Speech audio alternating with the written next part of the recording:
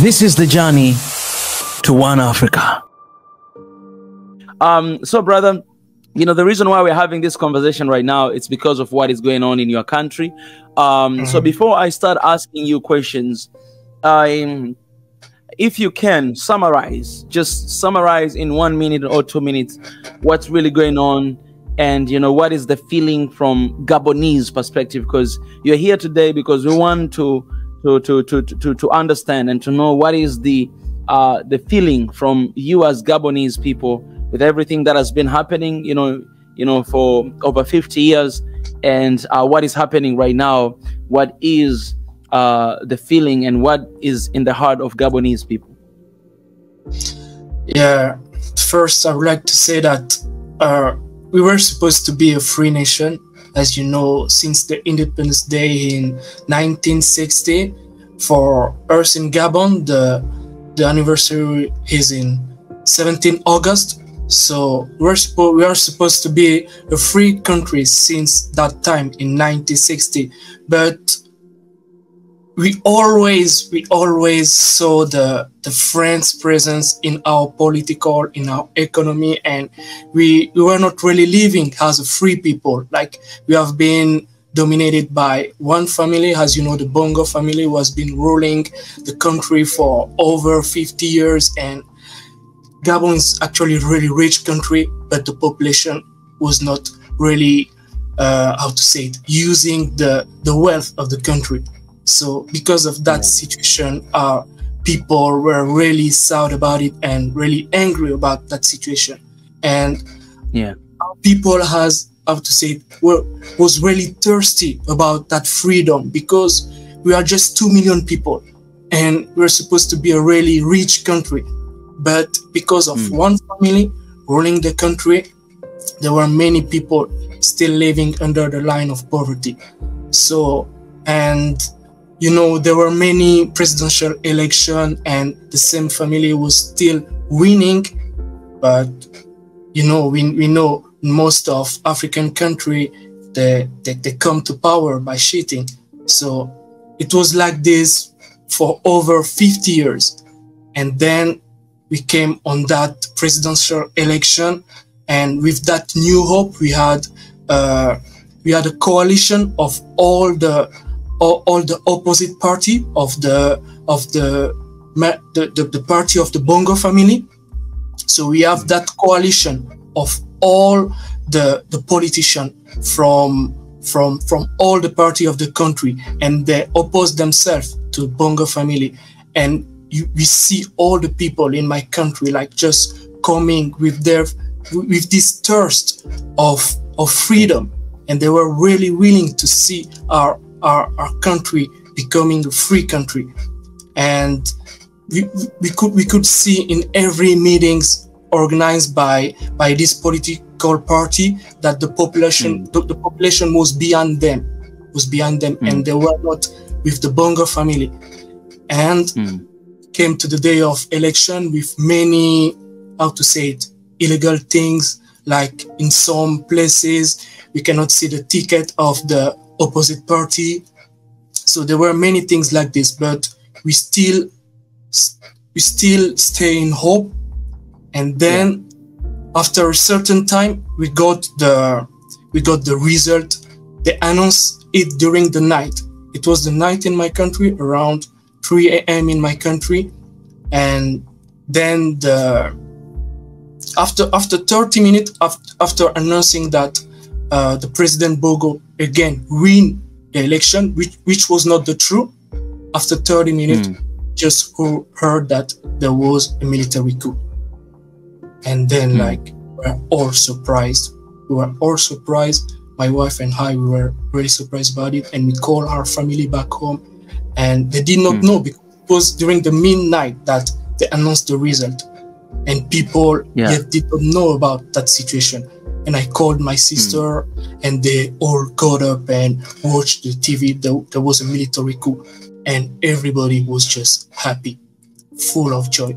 Because the most important for people, it was to see those 50 years of, I will say, kind of slavery, like under power of just one family ruling the country, using all the wealth of the country, and people were just released and they were happy.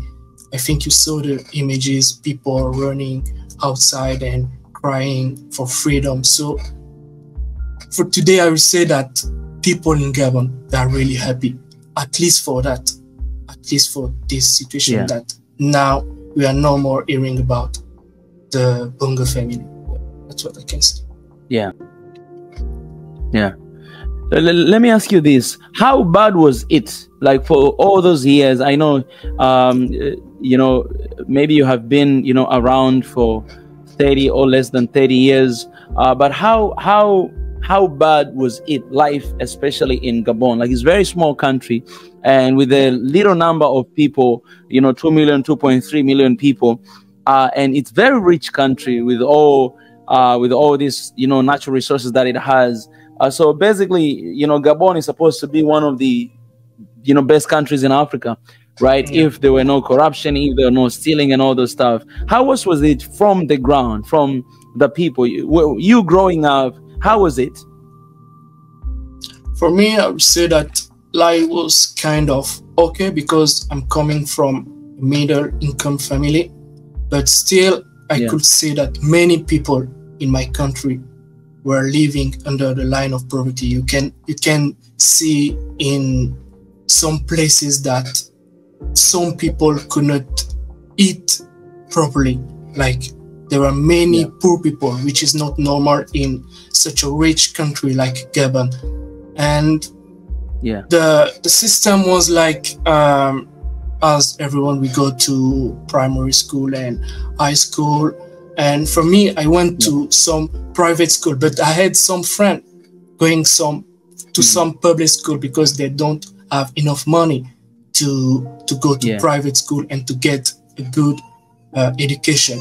And those friends you could have in some classroom, you could have maybe like 100 children in one classroom of primary school, which is really bad, and it's not a good situation for children to learn.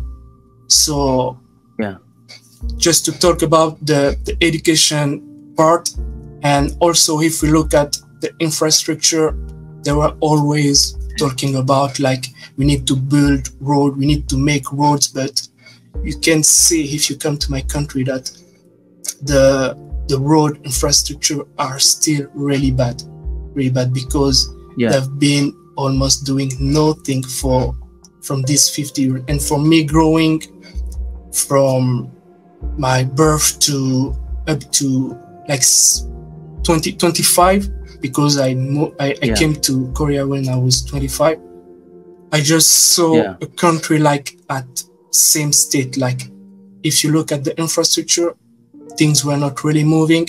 If you look at the education, the education system was really bad, and you could not see any improvement like for all those years.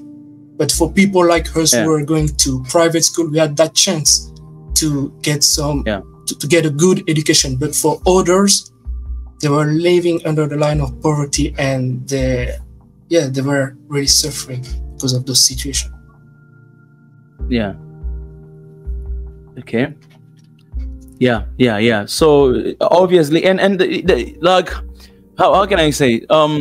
So is it right to say that a lot of people have been, let's say all Gabonese people have been very resentment, having this anger towards Bongo family for all this long time, and they wish one day, you know, not to have them as a leader. And according to what you said that when the coup happened on that night, it was all of a sudden like nobody knew. You just realized that, okay, this is out of the picture. And, you know, we have seen the footage of people celebrating and everything. So that was the cry of the people from Gabon, that they just wanted to see that happen. Yeah. They just wanted, I would say that they just wanted to say that. I would say that the first president, Omar Bongo, he was not that bad. He had that ability, like, to manage people. where people were complaining about the bad things in the country. Like, he knew how to manage people and sometimes give money to answer the needs of the people. But his son, Ali Bongo, was, I would say, a little bit, I would say, worse than his father, because he did not have that relationship with the people. At least his father kept that relation with the people, and he was still trying to do small things, but his son was not, he did not listen to the people, and the situation just got worse. And the cry of people and the suffering of people just got higher and higher, and to just arrive to that day where they one more time cheating on the result. And that was just enough for everybody. I would say that if the army did not intervene in that situation, I would say that people will go out and try to fight against Bongo system. So that's what I can say. Yeah, absolutely. Absolutely. So, okay, here's the $1 million question. So the question is, a lot of Africans, I believe, were very excited to see actually Gabon move on from Bongo family and everything. Even myself, I was very excited because I know the history of Gabon, and I know a couple of my friends from there. But then everything changed all of a sudden.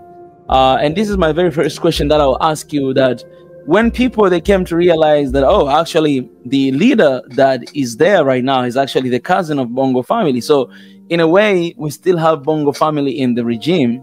And this guy is not as clean as, he's supposed to be, or as we thought.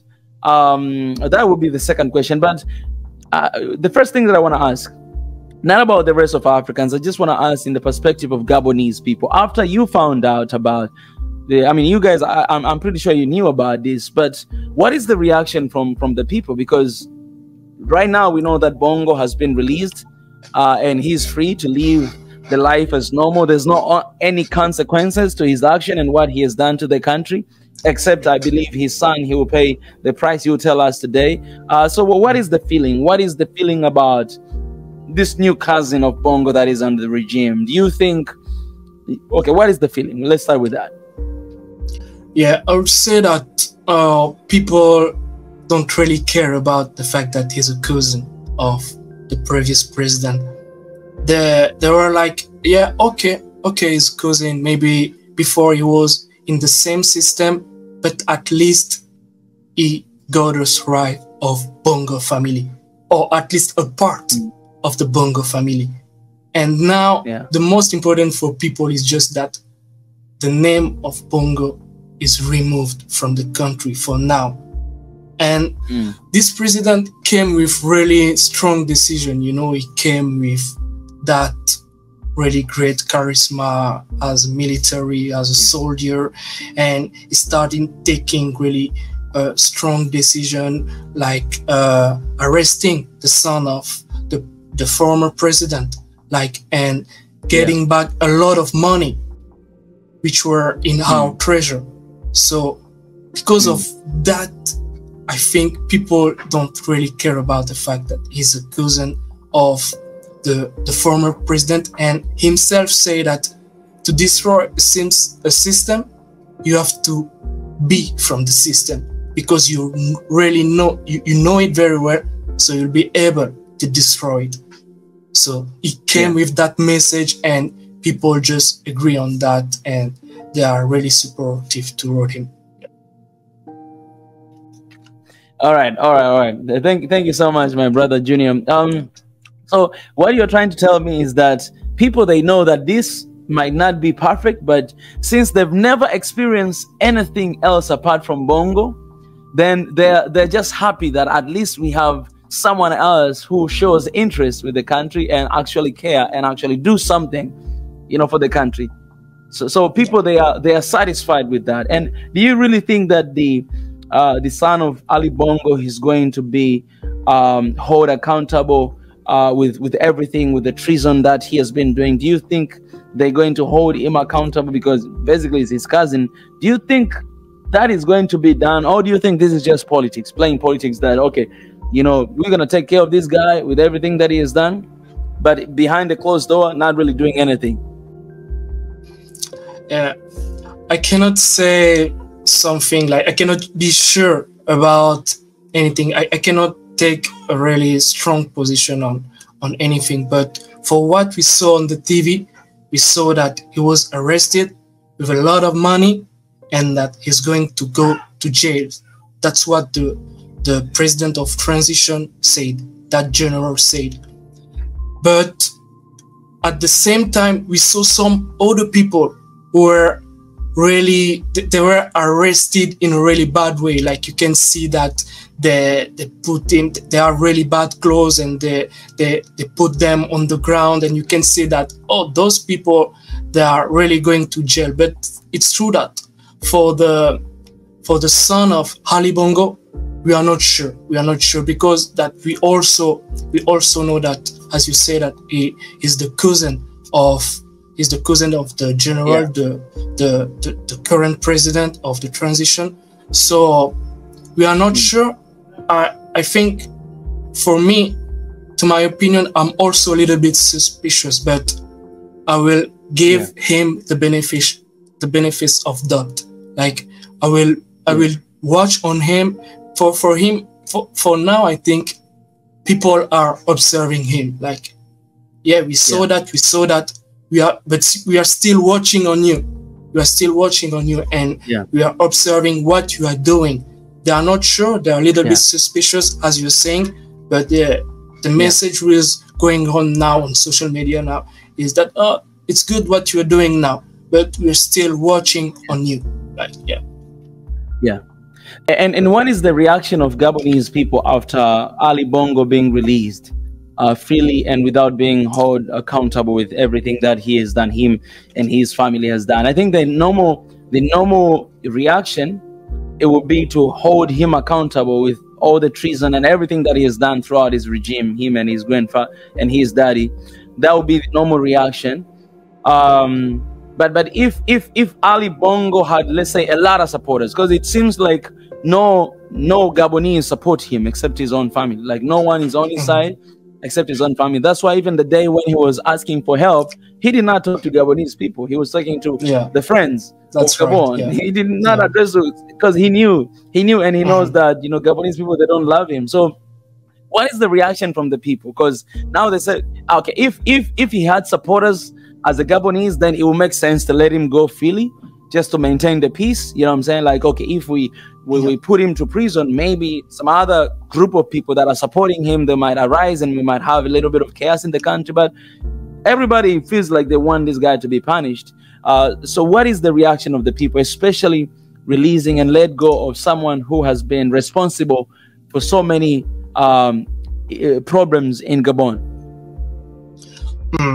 I think people were really disappointed about that situation, but the military tried to justify their decision by saying that it's because of his health status. Like, because we know that since he got that heart attack, he got that disease, he's not in a good health status now. So people know that it's not the true reason. There were maybe some arrangement between them in order to let him leave the country. And I just want to remind those who are listening us that the same things happen also in Burkina Faso. Like, and there are many African leader, African president who have just been released like this. It's like how to say it, something that they give in exchange of a little bit of freedom. Okay, so we are giving you a certain part of freedom, but you have to let that guy go, just go like this. And maybe the other reason our current president is doing that is like to try to kind of bring peace, to not make that, or maybe some people react about that. And you know, the president Ali Bongo, he had a lot of relationship with Western country. You see that when we heard just the news about the military coup, China reacted to say that they have to take care of the health of President Ali Bongo. So, and many other countries reacted in the same way, like to preserve his life, to preserve his integrity. So I think because of those pressure, the military just decided, oh, we are not going to go against them and just let him go and try to rebuild the country. Like, But also another reason I can add, his cousin. So that could be possibly, it could be the other reason that I gotta let my cousin go, right? Because himself, I mean, during what we found out is that the current president of Gabon, he also has, you know, mansion and houses, you know, in the United States, you know, in somewhere, which basically that money also came during the time of Ali Bongo regime. So it's clear for us to say that, or to conclude that obviously he had a part to play as well, because if you have a house, you own a house in the United States, that's not a small thing. You know, definitely. There's some sort of the ways. So I'm just saying that so that we may be and I love that you're very open-minded to that as well. You address it from the very beginning. You know, that's you know, that at least, you know, we just don't have this name that has been, you know, ruling us for a long time. And it kind of felt like Ali Bongo was also preparing his son to become, you know, the next president. Him. But let me ask this. I know the wife of Ali Bongo, she's from the France, right? And Morocco also. In Morocco. All right, I'm not gonna get into that. Let me just change. Let me ask you another difficult question. So we all know when the coup, when the military regime will break out in Niger, because it started in Niger. Of course, it started in Mali, Burkina Faso, and then Niger, and then it came to Gabon. But when it happened in Niger, we saw a lot of noises, you know, by France, by United States, by NATO, talking up against it. Until right now, there's still attention of them, right? And we saw Mali and, you know, Burkina Faso coming together, be like, you know what, we are with Niger. You guys, if you come after them, we're gonna come after you. But we have not seen the same thing in the case of Gabon. In Gabon, we don't see France, you know, like being against the new regime. We don't see United States saying anything about it, to be honestly, compared to what happened in Niger. We don't see even NATO doing anything about it. So my question is this: what do you think that is the case? I have my own opinion, but I want to ask, why do you think there's not that noise? Because they're kind of people that they always talk about democracy, right? Ali Bongo was elected democratically, and all of a sudden, the military took over the regime illegally, according to them, right?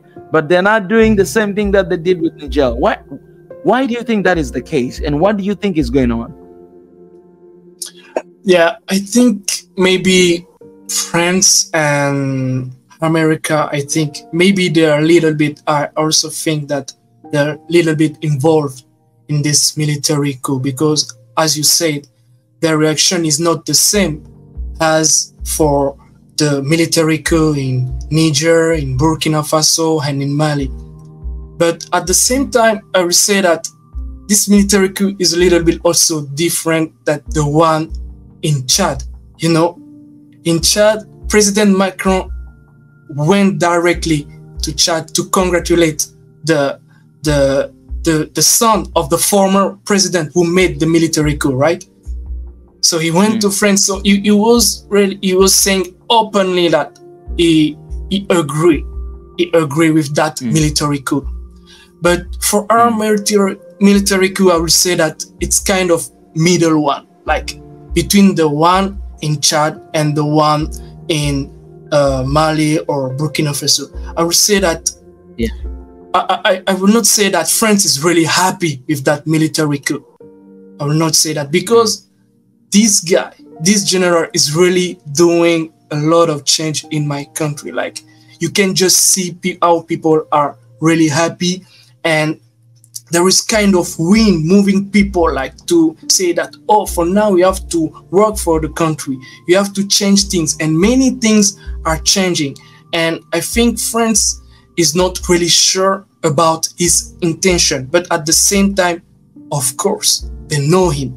They know him for being the cousin of Ali Bongo. They know him for being in the previous system, and they know that he will not change too much things about the relationship between Gabon and France and Gabon and America. So because of that, they are a little bit, they are just observing how things will move, how the people will react, and also how this general will behave. They are a little bit in the middle. They are not against it, but at the same time, they are not also completely with this military coup. That's what I can say about it.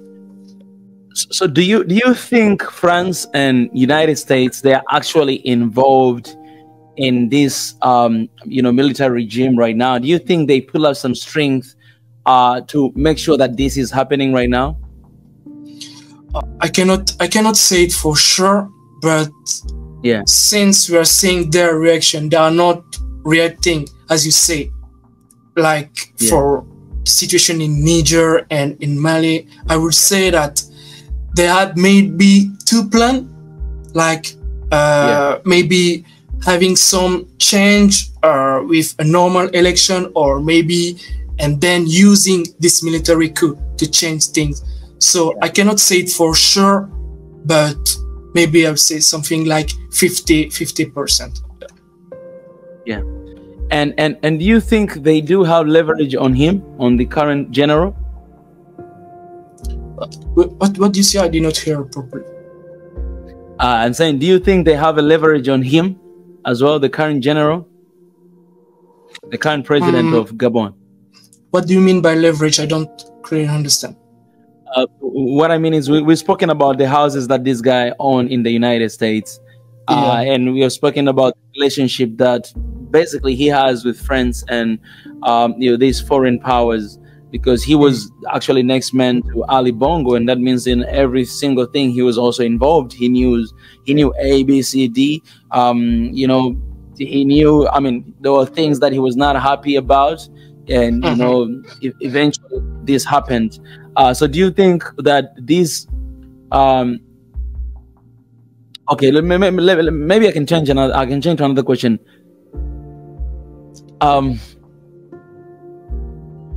Do you think that it is possible that the current president of Gabon, he's not an extremist? What I mean is, he's not all the way to the end against France and American intervention, and also he's not all the way to the end, but he's somewhere at the middle, that he can be a friend and enemy at the same time as well. So he's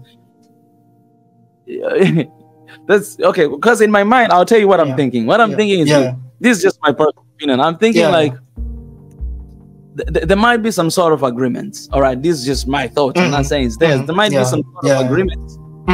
Okay, if you take, you have to make sure A, B, C, D, because we don't see extreme side being like, okay, France, get out of our country, because you all know that's what Niger, that's the way Niger has taken Mali and Burkina Faso. They say, okay, you guys have been colonizing us until today. Now we don't want anything to do with you. Get out of our country. We don't see that right now in Gabon. So that raised a question in me that if we don't see that, then we have not really dealt with the problem, because we might have like removed Ali Bongo out of the position, but we might replace with someone who, it might not be as worse as Ali Bongo, but also not as dependent as we deserve to have, especially from what Gabon has been through for the past 50, 60 years. That's my opinion on this, that I don't see I believe the desires of the people and the Africans, when I talk to them, they wish these guys to get out of our countries, that you guys have been dismantling us for a long time. Please get out. We want to handle things on ourselves. We want to deal with ourselves. But in the case of Gabon, it's somewhere at the middle, which we see in a lot of African countries, like my country, and a lot of African countries see the same thing. That's what we have in our countries. But when you want to pull out some strength and just to go all the way in and to be like, all right, Africa for Africans by Africans. You see the change. That's when, you know, United States, that's when, you know, your friends. So